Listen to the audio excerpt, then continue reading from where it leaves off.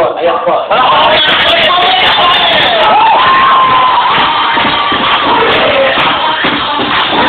Okay. Kumain na muna natin para yung mga bag.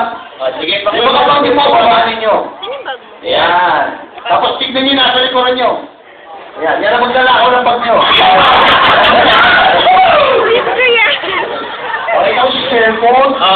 Uy, ano yung tatlong ko? Ano yan? Nagpamasahe ba kayo sa mall? Kasi, parang, nakikita niyo kami? Hindi. Okay. Sige.